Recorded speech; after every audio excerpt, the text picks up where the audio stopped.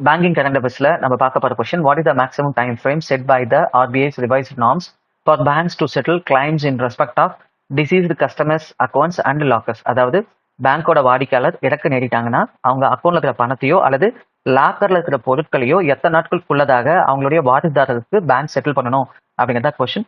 இதுக்கான சரியான ஆன்சர் வந்து பாத்தீங்கன்னா ஆப்ஷன் பி. சரியா, 15 கேலண்டர் டேஸ். சரிங்களா, இப்ப உங்களுக்கு 2 மார்க் கொஸ்டினா கேக்குறாங்கன்னா இதுல இருந்து இன்னும் சில இன்ஃபர்மேஷன் கேட்கலாம். சரியா, அது என்னென்ன அப்படிங்கிறத பார்ப்போம்.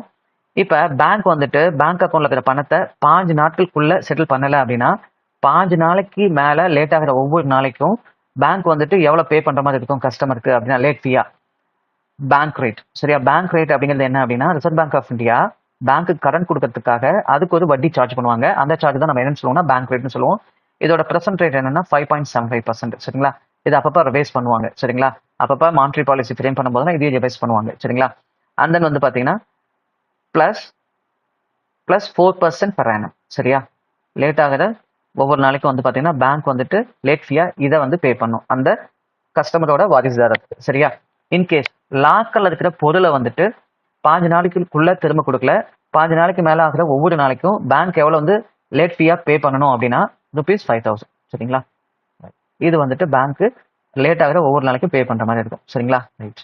அடுத்து இதுல என்ன கேட்கலாம் அப்படின்னா, பேங்க் வந்து பாத்தீங்கன்னா நார்மலா அந்த கஸ்டமரோட வாரிசுதாரர் வராது இல்லைங்களா, அவங்களுடைய ஐடென்டிட்டி ப்ரூஃப் அண்ட் தென் வந்து பாத்தீங்கன்னா கஸ்டமரோட டெத் சர்டிஃபிகேட் இதை மட்டும் வாங்கிக்கிட்டு தொகையை எவ்வளவு வரைக்கும் கொடுக்கலாம் அப்படின்னா கோஆபரேட்டிவ் பேங்க்குக்கு த்ரெஷ்ஹோல்டா என்ன வச்சிருக்காங்க அப்படின்னு பாத்தீங்கன்னா கோஆபரேட்டிவ் பேங்க்குக்கு வந்துட்டு பாத்தீங்கன்னா up to 5 lakhs. Up to 5 lakhs. அதுவே அதர் பேங்க்ஸ் இருக்கு இல்லைங்களா, பப்ளிக் செக்டர் பேங்க், பிரைவேட் பேங்க்லாம் இருக்கு இல்லைங்களா, அதர் பேங்க்ஸ்க்கு வந்துட்டு எவ்வளவு வரைக்கும் லிமிட் செட் பண்ணிக்கலாம் அப்படின்னா 15 lakhs வரைக்கும். சரிங்களா, என்ன பண்ணிக்கலாம் அப்படின்னா ஜஸ்ட் வந்துட்டு அவங்களோட ஓவிடி அபிஷியல் வேலிட் டாக்குமெண்ட்டும் பிளஸ் வந்து பாத்தீங்கன்னா கஸ்டமரோட டெத் சர்டிஃபிகேட் இது மட்டும் வாங்கிட்டு அவங்களுக்கு அந்த பணத்தையோ லாக்ல இருக்கிற பொருட்களையோ திரும்ப கொடுத்துடலாம். சரியா, இன்கேஸ் இந்த தொகைக்கு மேல போகுது அப்படிங்கும்போது பேங்க் என்ன பண்ணா எக்ஸ்ட்ரா ஒரு சர்டிபிகேட்டை வாங்கணும். சரியா, வெரிஃபை பண்ணும். என்ன அப்படின்னு பாத்தீங்கன்னா லீகல் ஐஎஸ். சரியா, எக்ஸ்ட்ரா என்ன வாங்கணும், லீகல் ஐஎஸ், வாரிசுதாரர் சான்றிதழ்னு சொல்லுவோம் இல்லையா, லீகல் ஐஎஸ் அல்லது சக்சஷன் சர்டிபிகேட்னு சொல்லுவோம். சரியா, இவருக்கு அடுத்தது இந்த பொருள்லாம் வந்துட்டு சட்டப்பூர்வமா இவருக்கு தான் போகணும் அப்படின்னு சொல்றதுதான் இந்த வாரிசுதாரர் சான்றிதழ் அப்படின்னு சொல்லுவோம். சரியா, இது கொடுத்துட்டு என்ன பண்ணிக்கலாம், அவங்க வந்துட்டு அந்த பணத்தை கிளைம் பண்ணிக்கலாம். எப்ப அப்படின்னா கோஆபரேட்டிவ் பேங்க்கு 5 லட்சம் தாண்டும் போதும், அதர் பேங்க்குக்கு 5 லட்சம் தாண்டும் போதும் பேங்க் வந்துட்டு இந்த ப்ரூஃபை எக்ஸ்ட்ரா கேட்பாங்க, இந்த சர்டிஃபிகேட் எக்ஸ்ட்ரா வாங்கிட்டு தான் அந்த தொகை கொடுப்பாங்க. சரிங்களா, ஓகேங்க.